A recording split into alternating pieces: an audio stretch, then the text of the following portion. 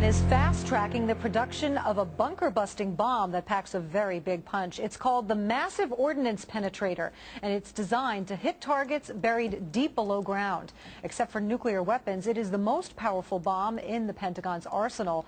So why the urgency in procuring this new weapon, and just what can this bomb do? Well, joining us right now is Dr. William Schneider, the former chairman of the Defense Science Board for the Pentagon. Thank you so much for joining us. Thank you, Patty. Great to be here. So rogue nations are known to hide their weapons in these deep underground areas that are very difficult for our military to penetrate. So how important would it be to add this MOP or bunker buster to our arsenal? It's very important, and it's been a gap in our capability.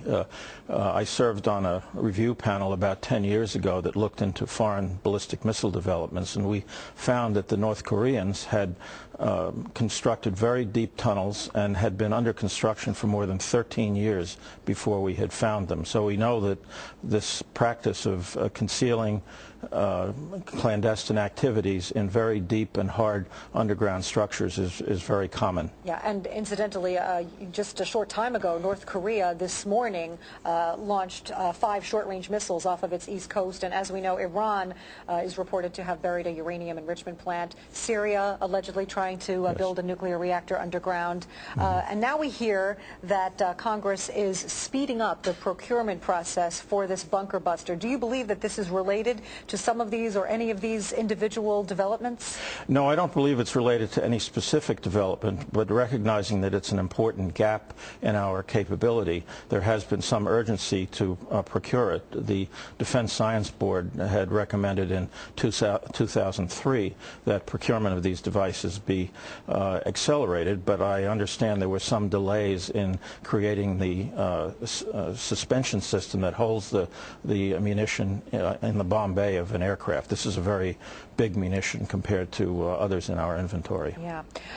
You believe that this kind of military weapon is effective not just because you can maybe destroy one of these facilities that is already buried underground, but that it would then be a deterrent because it's expensive and difficult for these folks to bury these things, and if we're just going to blow it up, it's a deterrent? Yes, that's certainly the first aspiration that leadership has, is to try and deter people from trying to conceal these activities in the first place, because they know we have the kinds of weapon systems that will hold these facilities at risk. How precise would this bunker buster be? Is there a danger of collateral damage?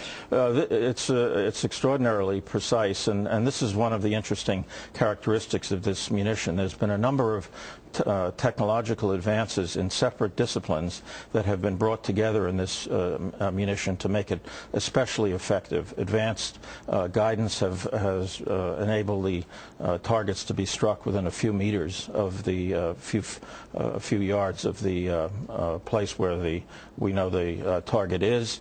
Advances in chemistry have produced advanced explosives that are much more powerful than TNT, for example, and advances in computer simulation and modeling have been enabled us to much better understand the effects on underground structures. So it's a sequence of incremental changes that have produced a revolutionary capability. Last question briefly. How quickly do you think this bunker buster would be ready for use under this accelerated program?